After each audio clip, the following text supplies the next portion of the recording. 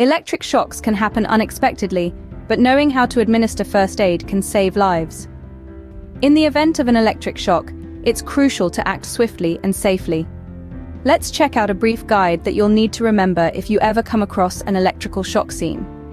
First, ensure the safety of the area. Look out for any live wires or water that could pose a threat to you or the casualty. Next, call for emergency medical assistance immediately. Time is of the essence in these situations. Assess the casualty for responsiveness and breathing. If they are unresponsive and not breathing, begin CPR immediately.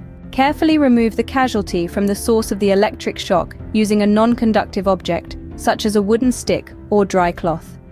Do not touch the casualty with your bare hands. Check the casualty for any visible burns or injuries. If burns are present, cover them with a clean, dry cloth and seek medical attention. Reassure the casualty and monitor their condition until help arrives.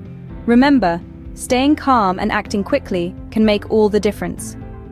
Knowing the proper procedures for administering first aid care in the event of an electric shock can save lives. Be prepared, stay safe, and act swiftly. Thank you for watching. Like the video, subscribe to NirvanaSafety, and don't forget to loop back for more safety tips.